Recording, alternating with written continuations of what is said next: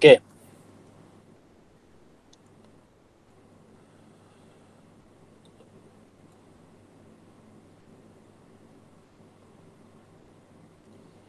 Okey, arus elektrik ya.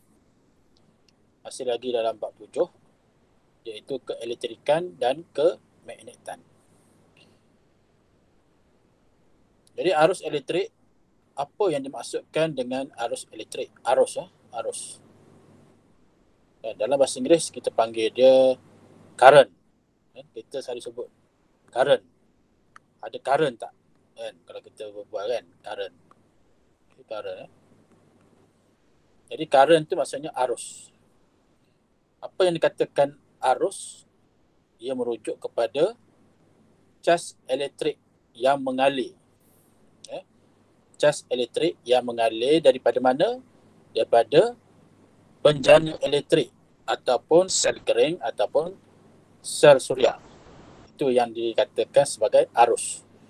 Maknanya cas elektrik yang terhasil tu daripada sumbernya. Sumbernya ialah sel kering, bateri lah kita panggil ya. Ataupun penjana elektrik. Apa-apalah maksudnya penjana elektrik ni. Ataupun sel suria. Di mana penjana elektrik ni atau sel kering ni ataupun sel suria ni, dia boleh apabila disambungkan, dihubungkan dengan konduktor ataupun dawai penyambung, dia boleh mengalirkan arus elektrik. Jadi arus elektrik ni dia mengalir dalam konduktor. Konduktor ni apa dia? Iaitu bahan yang boleh mengalirkan elektrik seperti logam. Contoh logam, kuprum. Dawai kebanyakannya dia buat daripada kuprum. Walau bagaimanapun ada juga logam-logam lain yang boleh jadikan sebagai konduktor. Ya. Baik. Jadi kalau kita baca di sini, dia kata cas elektrik diperlukan untuk membolehkan peralatan elektrik berfungsi. Kan? Seperti apa-apalah ya, telefon ke, kipas, cerik elektrik dan sebagainya.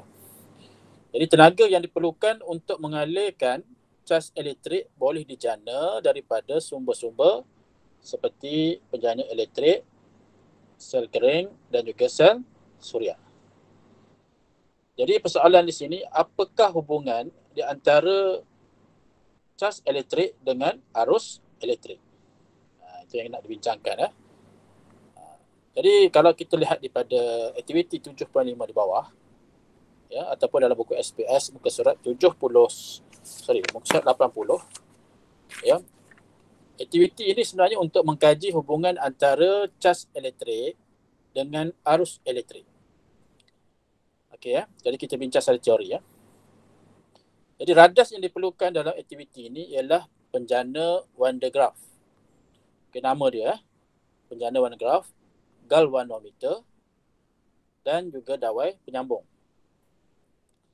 Jadi kita pasanglah radas seperti dalam gambar rajah 7.7. Kita sambungkan penjana Van de Graaff ni pada galvanometer dengan menggunakan dawai penyambung. Kemudian daripada galvanometer dibumikan. Okey. Jadi soalan dia, apakah yang berlaku pada penunjuk galvanometer? Adakah terpesong ataupun tidak? Kalau terpesong, kenapa terpesong?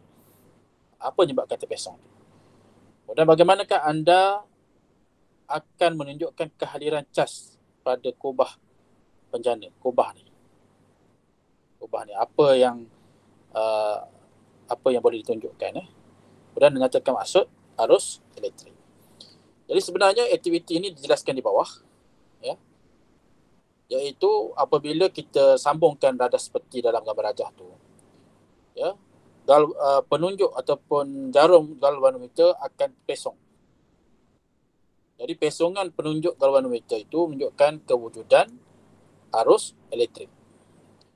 Jadi fungsi galvanometer ni ialah untuk mengesan kehadiran arus elektrik mengesan. Dia bukan untuk mengukur dia bukan untuk mengukur, dia nak mengesan saja. Ada ke tak ada. Kemudian arus elektrik, kita dah tahu dah. Maknanya bila jarum galvanometer tu terpesong, maka arus elektrik mengalir dalam wayar penyambung tersebut. Okey lah, satu hal. Yang kedua, kita nak ukur. Kalau kita nak ukur arus elektrik itu, maka kita kena gunakan alat yang sesuai. Jadi apakah, siapa boleh jawab?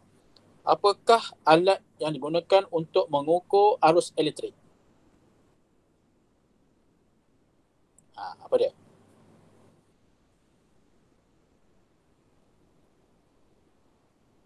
Siapa boleh jawab? Apakah alat? Siapa tu? Kuat sikit suara. Ulang balik. Ammeter. Ammeter ya. Ammeter. Jadi ammeter tu untuk mengukur. Kalau untuk mengesan, galvanometer.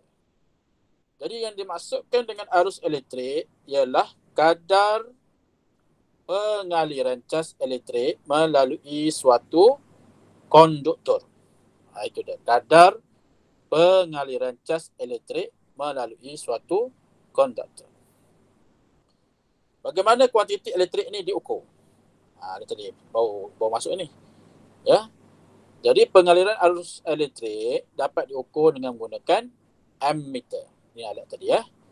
Jadi sebenarnya awak telah belajar semasa tingkatan 1 dulu bahawa unit SI bagi arus elektrik ialah ampere.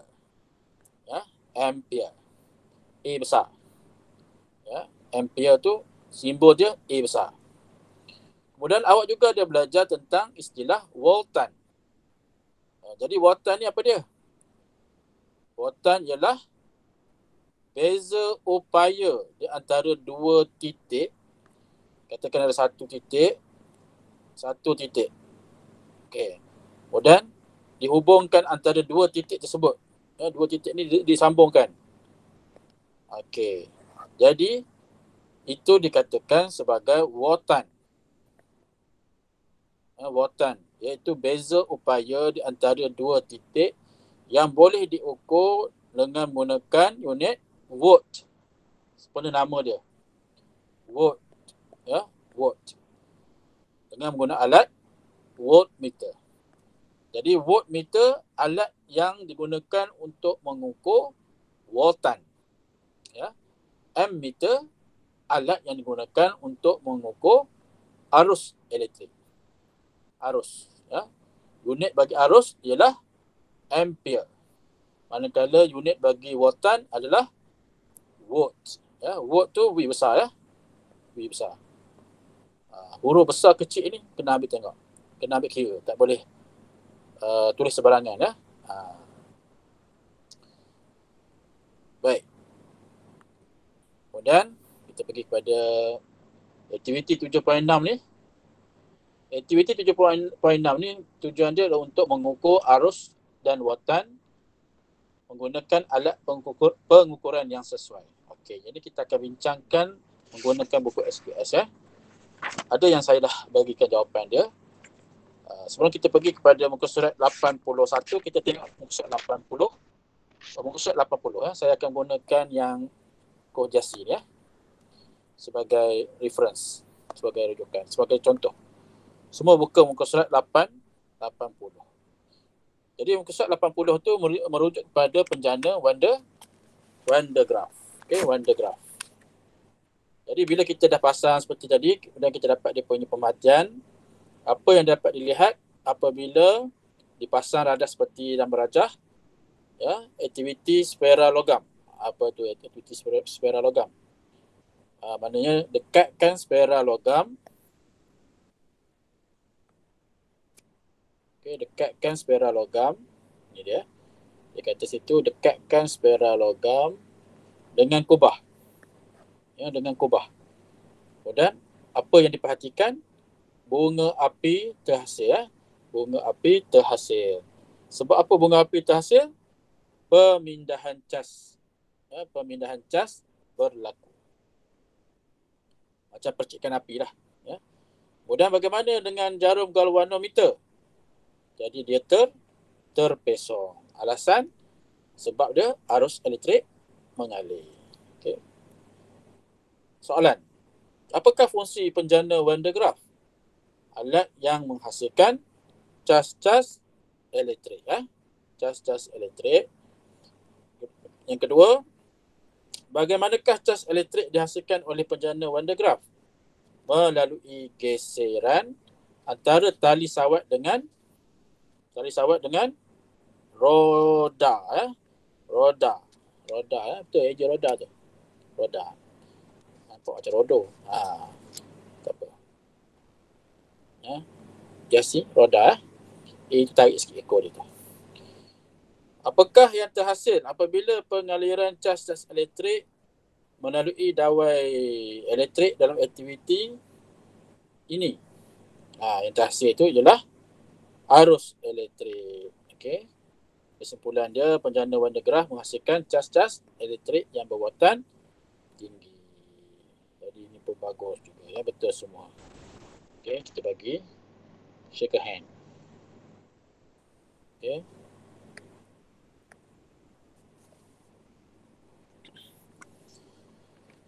Okey, kita balik kepada aktiviti muka surat 81. Buka muka surat 81, buku SPS buku SPS. Saya dah bagi dah hasil jawapan ni, betul tak? Betul tak? Am I right? Betul ke? Ada yang saya dah semak rasanya.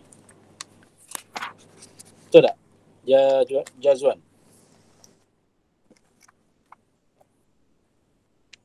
Betul ke? Betul ke kelas? Betul.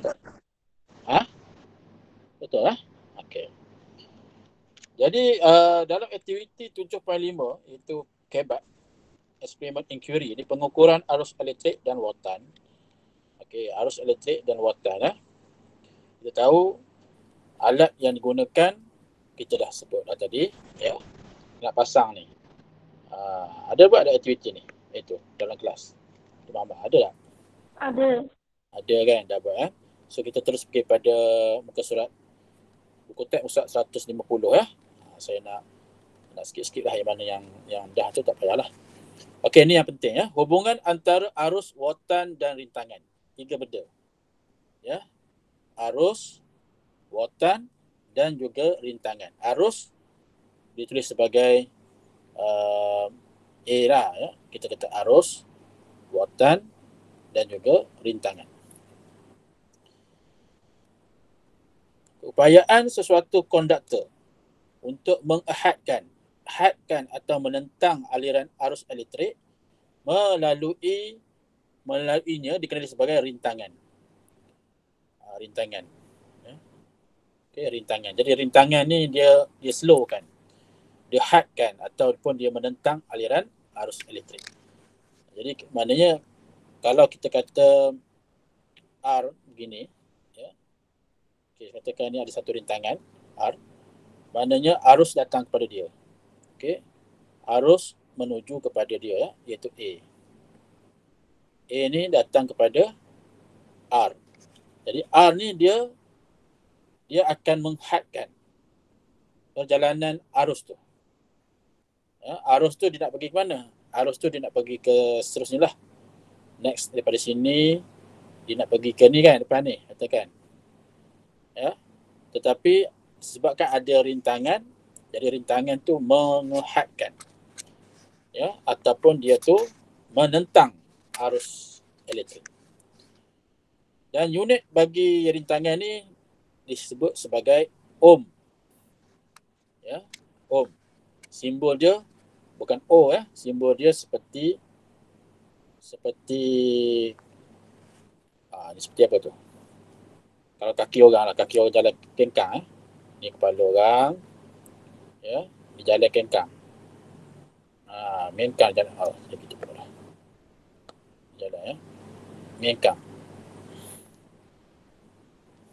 Jalan mengkang.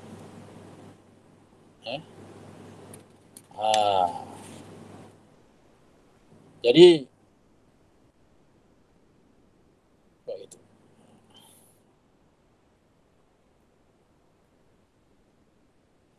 Betul. Ya. Jangan gitu ya. Omega ya. Yang kita selalu sebut jam omega. Jadi pada ohm. Sebab jam omega tu dia punya simbol pun simbol macam tu ya. Okey, jadi perintang piawai mempunyai rintangan yang tetap. Ya. Tetap. Maksudnya kalau dia halang banyak tu lah. Tapi ada juga yang berubah yang dipanggil perintang boleh ubah ataupun juga disebut sebagai rheostat. Ya, belajar dalam RBT ya. Ataupun dalam KH. Jadi okey, perintah boleh ubah ataupun dipanggil rheostat. Dia boleh mengubah dia punya rintangan tu. Berapa banyak ya. Kemudian ketiga-tiga ni iaitu arus, watan dan rintangan ni merupakan tiga kuantiti elektrik yang saling berkait rapat antara satu sama lain dalam suatu liter. Cuma perubahan magnitud dalam salah satu entiti ataupun satu kuantiti elektrik ini akan berkesan kepada magnitud. Kita akan tengoklah apakah formula yang terlibat ya, yang terhasil daripada hubungan antara ketiga-tiga ni. Apabila kita combinekan antara ketiga-tiga ni dalam satu liter, maka wujudlah satu hukum yang disebut sebagai hukum Ohm. Ya, hukum Ohm. Jadi hukum Ohm ni sebenarnya nama orang lah. Kita kena kaji lah tu. Ada nama orang ni ya. Hukum Ohm. Dan formulanya adalah VIR. Ya, saya tulis itu sebagai viral. Ingat VIR. I ini ialah arus. Simbol bagi arus. Bukan A ya. Bukan A. Walaupun kita sebut arus tapi dia punya simbol dia ialah I. Bukan simbol ataupun unit dia. Unit dia ampere. Okey. V ni watan. Unit dia volt lah. Volt. Arus ampere. Rintangan ohm lah. Itu adalah unit dia. Unit dan simbol unit dia. Cuma I tu ialah simbol bagi nama arus. Jadi untuk mengingat, kita ingat VIR tambah AL belakang. Jadi viral. Kan? VIR. Buat formula tiga segi. Okay. Formula tiga segi buat. Okay. Bila kita buat tiga segi, kita buat macam ni lah. Ya, kita buat macam tu. Kemudian, macam mana kita nak tahu? Kita buat V di atas. I, R. Okay. V dulu. Sebab kita V sama dengan I, R. I, R ni maksudnya apa? Iaitu I arus darab dengan rintangan. Darab. Bila darab, kita duduk sebelah lah. Sini darab. Yang atas tu kita kira bahagi. Kalau kita diminta mencari katakan arus. Jadi kita tutup I tu. Kita tutup I, kita nampak V per R. Kalau kita diminta mencari R, rintangan, kita tutup R tu, kita nampak V per I. Jadi kalau kita nak cari V sama dengan I darab R. Itu dia panggil rumus segitiga ya. Seperti mana yang dia tunjukkan contoh di sini dalam info sains di sini. Jadi VIR tu adalah hukum Ohm. Jadi kalau dari segi definisi dia, hukum Ohm menyatakan bahawa arus elektrik yang mengalir dalam suatu konduktor adalah berkadar terus ya, dengan watan yang merentasi dua hujung konduktor dengan syarat suhu dan keadaan fizik adalah tetap. Itu masuk hukum Ohm ya. Jadi hukum Ohm menyatakan bahawa arus elektrik mengalir dalam satu konduktor adalah berkadar terus. Berkadar terus ni macam mana? Artinya kalau Ya, kalau arus elektrik tu bertambah, dia punya voltan juga bertambah. Itu maksud dia, ya. Okey, kita tengok latihan formatif 7.1. Latihan 7.1 ni ada buat tak? Pernah buat tak? Boleh respon tak?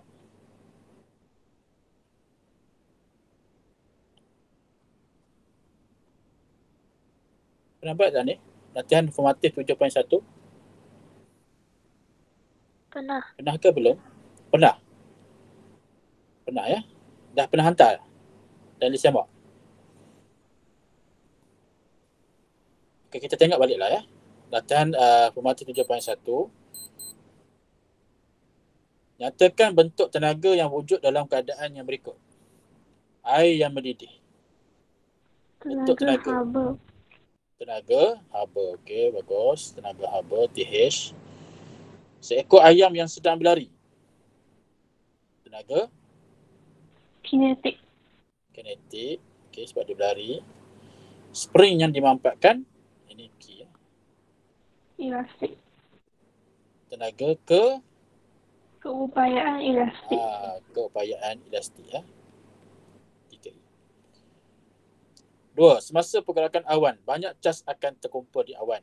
Okey, ini statement. Dasarkan nyata di atas, terangkan kejadian kilat. Oh, kejadian kilat ni kita dah belajar sebelum ni tadi, ya. So, awak boleh refer balik, ya. Kejadian kilat tu dalam buku SPS, dalam buku tab pun ada. Ya, boleh refer muka surat 70 berapa tadi? 79, ya. 79 buku SPS. Kemudian soalan nombor 3. Berapakah rintangan bagi sebiji lampu kereta, ya, sebiji lampu kereta yang mengalirkan arus sifar 0.025 ampere apabila disambungkan kepada akumulator kereta 12 volt. Cuba buat. Berapa dapat? Ya. Kemudian soalan kedua, adakah arus dalam bentuk itu mantap? Mantap ke tak mantap? Itu jelas jawapan dia. Mantap ataupun tidak. Jadi gunakan formula apa? Ini arus I, ini V. So nak cari apa ni? Rintangan, kan? So kalau kita nak cari rintangan macam mana? Jadi kita tulis R sama dengan ini, ya, formula ni. Ya, kita akan dapat V per I, kan? V per I. So masukkan nilai V 12 volt per I. I itu sifar 0.025 ampere, So berapa? 12 bagi sifar 0.025. Boleh kalkulate. Sifar 0.025. Berapa dapat? 480. 480. Jadi unit bagi rintangan adalah ohm, ya. Ohm. Jadi rintangan bagi sebiji lampu kereta yang mengalirkan arus ni adalah 480 ohm. Jadi soalan yang kedua, adakah arus dalam mentol itu mantap? Siapa jawab ini? Mantap ke tidak? Macam mana kita nak tahu mantap ke tak mantap? Awak jawab apa ni, Jazwan?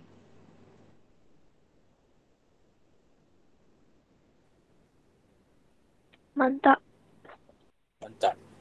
Agaknya sebab apa? Kalau ditanya lah. Sebab apa kata mantap?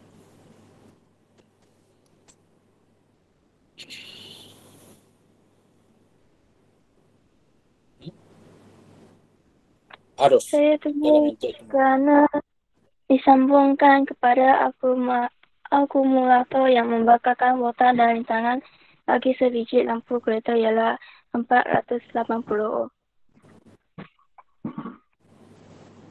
Oh, jadi itu macam awak repeat balik lah, ya. Awak repeat balik lah macam yalah, betul lah tu. Dia sebab disambungkan dengan akumulator kereta 12 volt, ya.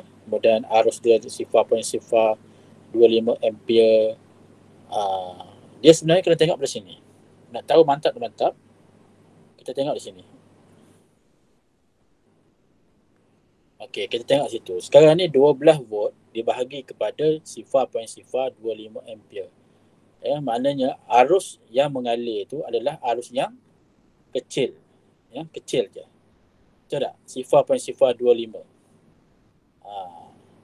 Jadi bila arus yang kecil melaluinya, dalam liter tu lah, arus kecil je, sifar 0.025 ni. Jadi rintangan dia jadi apa? Rintangan dia jadi besar. Tengok 480 sebab wattan dia 12. Wattan dia 12 volt. Arus dia hanya sifar 0.025 ampere. Kalau kita kira maknanya arus tu adalah kecil. Arus yang dalam alam tu adalah kecil. Bila kecil, dari segi apa? Nyalaan lampu tu terang ke tak terang? Adakah terang ke tak terang? Arus kecil. Arus kecil, wattan besar. Rintangan dia jadi besar. Jadi bila rintangan dia jadi besar, sebab mentor tu dia rintangan besar, maka arus dalam mentor itu jadi kecil, maka dia tidak mantap. Dia tidak mantap. Dia tidak mantap. Kita tengok pada arus tu. Okey. Arus dia kecil. Sifar 0.025. Okey, kemudian habis dah tu. Kita tengok 7.2 sikit. Litar ni sebenarnya terbahagi kepada dua jenis. Satu litar jenis bersiri, satu lagi litar jenis selari. Okey Macam mana kita nak mengenali litar tu bersiri ataupun tidak bersiri? Kita kena fahami tentang komponen-komponen dan ciri-ciri dia. Kita akan tengok dia berdasarkan rajah yang sebelah lah. Tapi sebelum kita pergi tu, kita tengok simbol-simbol yang kita kenal lah. Okey, antara simbol-simbol yang selalu dipaparkan dalam litar iaitu switch, sel kering. Sel kering ni dah ada terminal, terminal positif, terminal negatif. Terminal positif ni dia punya ni panjang sikit. So ni positif, ini negatif. Kemudian voltmeter V besar, galvanometer G besar. Kemudian ammeter A besar. Kemudian metal kita gunakan cross, kita buat darah macam darab lah. Bulat darab. Kemudian perintang, ini fuse. Kemudian perintang boleh ubah. Maknanya kalau atas tu perintang tak boleh ubah lah, tapi kita tulis sebagai perintang je. Kalau simbol ni maknanya perintang yang tak boleh ubah lah. Yang boleh ubah ni ada dua cara. Satu macam ni, satu lagi macam ni. Itu adalah komponen elektrik dan simbol-simbol dia. Sekarang kita pergi pada litar bersiri dan litar selari. Satu persoalan yang ditimbulkan oleh dialog ni, yang ditanya oleh budak ni, anak dia, mengapakah lampu ini tidak bernyala sedangkan lampu lain masih bernyala? Perhatikan sini ada switch ini ada switch. Kalau ikut tu macam ada 4 4. Jadi dia tengok 3 ni menyala kan? Betul tak? 3 menyala, 1 ni tak menyala. Jadi tu yang ditanya tu, kenapa lampu ini tidak menyala sedangkan lampu lain ni menyala, yang 3 lagi tu. Jadi ayah dia kata litar lampu ini dipasang secara selari. Okey. Maksudnya satu mentor tu satu switch. Satu switch ni satu mentor. Satu switch ni mentor yang ni. Satu switch ni yang ni. Dan satu lagi yang keempat itu untuk yang ni. Artinya kalau dia onkan 3 lah menyala. Kalau dia onkan satu je lah menyala. Maksudnya untuk memberikan semua menyala, dengan syarat lah mentor tu tak terbakar lah. Katakan okey lah semua. Maknanya switch tu perlu di-onkan ke semua sekali. Barulah empat-empat mentol akan menyala. Ini cara ni dipanggil dipasang secara selari. Maksudnya satu-satu. Jadi suatu litar tu dapat disambung sama ada. Ini pilihan sebenarnya. Dia pilihan kepada siapa? Pilihan sama ada kepada tuan rumah ataupun wireman tu. Orang yang buat wiring tu. Ataupun kontraktor lah. Kontraktor pendawaian elektrik. Biasanya ada dia punya standard dia. Kalau rumah yang di taman perumahan dia ada standard dia. Tapi kalau rumah yang buat sendiri ni, dia kadang-kadang dia ikut selera tuan rumah dia. Tuan rumah tu ada lebih, ada kurang. Ada kelebihan dia, ada kekurangannya. Okey. Jadi suatu litar elektrik dapat disambung secara bersiri atau selari. Litar bersiri terdiri daripada komponen-komponen elektrik yang disambung secara bersebelahan bagi membentuk suatu laluan tunggal untuk aliran ataupun untuk arus mengalir.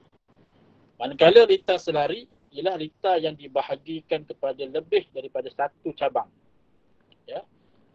Satu cabang laluan arus elektrik dan mempunyai komponen elektrik di setiap cabang tersebut. Sebagai contoh seperti dalam gambar rajah.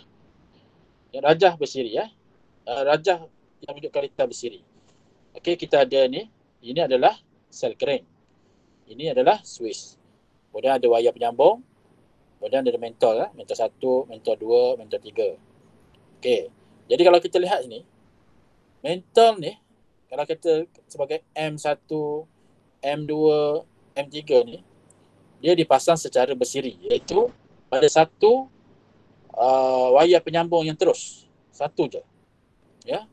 Jadi arus elektrik ni yang keluar daripada bateri ni ataupun sel kering ni, dia akan menuju ke sini. Apabila switch ni dihidupkan, dia akan sambung, kemudian dia akan mengalir. So dia akan melalui. Mentol ni adalah rintangan. R. Dia adalah rintangan. Arus tu seperti air. Bayangkan arus tu seperti air, yang mana air itu dihalang oleh satu mentol, dua mentol dan tiga mentol. Kemudian balik semula ke sel kering. Bagi litar yang selari, kita dapati bahawa mentol ni dia berada secara selari di sini. Selari. Di mana apabila arus mengalir dalam wayar penyambung ni, dia akan dibahagikan kepada laluan pertama, laluan kedua, laluan ketiga. Jadi ini cara litar selari. Okey. Faham tak? Kemudian ini adalah rumus untuk kita mendapatkan arus, watan dan rintangan. Mula-mula kena ingat yang formula yang VIR tu lah. Itu adalah viral. Itu adalah hukum Ohm. VIR ni umum. VIR ni umum. Kemudian ingat, bagi setiap daripada litar ni dia ada formula dia. Arus bagi litar bersiri ialah sama saja. Arus sama dengan arus 1 sama dengan arus 2. Kemudian watan sama dengan watan 1 tambah watan 2. Dan rintangan 1 tambah rintangan 2. Sikit Kelebihan bagi litar bersiri. Litar bersiri, setiap komponen dia menerima kuantiti arus yang sama. Tadi kita dah tulis formula dia. I sama dengan I1 sama dengan I2. Okay, setiap komponen, maksudnya komponen apa yang ada dalam litar tu lah. Kalau mentol tu, mentol lah. Dia terima arus yang sama. Kemudian yang kedua, semua komponen dikawal oleh switch yang sama. Maknanya kalau kita balik pada dialog tadi, ada 4 mentol kan. Kalau nak pakai satu switch boleh. Satu switch, tekan je on, 4 mentol menyala. Jadi maknanya mentol tu dipasang secara litar bersiri. Itu kelebihan dia. Jadi dari segi jimat lah kan. Jimat lah. Jimat masa, jimat tenaga, jimat duit. Sebab switch tu harga dia. Kalau banyak switch, kos bertambah. Macam tu. Yang ketiga, penambahan watan akan membekalkan arus yang lebih besar. Okey, akan membekalkan arus yang lebih besar. Sebab tadi kita dah belajar hukum Ohm, iaitu apabila watan bertambah, dia berkadar terus dengan arus yang mengalir, ya. Jadi sekarang ni penambahan watan akan membekalkan arus yang lebih besar. Tapi apa kekurangan dia? Kerosakan pada suatu alat elektrik menyebabkan alat elektrik lain tidak berfungsi. Ya, satu alat elektrik. Ini alat elektrik, ya. Bukan komponen, ya, elektrik. Yang kedua, pemasangan dia lebih banyak. Pemasangan lebih banyak alat elektrik menyebabkan rintangan bertambah dan arus akan berkurang. Bila rintangan bertambah, arus akan berkurang. Sebab kita pakai banyak alat elektrik yang menggunakan litar bersiri. Kalau litar bersiri lah, litar bersiri. Dan setiap alat elektrik tidak boleh dipadamkan secara berasingan. Mana kita tak boleh. Kalau kita dah offkan satu switch, jadi semuanya akan terpadam. Contoh mentol lah, kita ambil ceritanya mentol lah. Kalau mentol ni dipasang secara bersiri, yang banyak dikatakan 4 biji mentol dipasang secara bersiri, jadi arus yang mengalir adalah berkurang. Ya, arusnya adalah berkurang sebab kita pasang secara bersiri. Maka tak sesuai lah pasang secara bersiri. Okeylah, kita berhenti sini lah. Kita berhenti sini, ya. Hari ini di sini masa pun habis. Kita pun ada kelas lepas ni dan kelas lain pula. Jadi latihan dah ada, dah buat workshop 81, 82. Siapa yang belum boleh hantar lah, ya. Dan 83, 84 kan. 83, 84 dan 85, 86. Dah buat ke belum? Kalau belum, hantar lah. Kemudian nombor 87, hukum Ohm dan simbol komponen litar elektrik, ya. Kita pun boleh buat. Kemudian 88. Ya, 88. Bagi yang belum, bagi yang dah tak payahlah. 88, 89. Sampai situ. Maknanya sampai 89. Lepas tadi muka surat berapa tadi? 83. 81. 81 sampai ke 89. Bagi yang belum, yang dah tak payah. Okey, ada soalan? Tak ada. Tak ada, boleh onkan kamera, kita ambil kehadiran.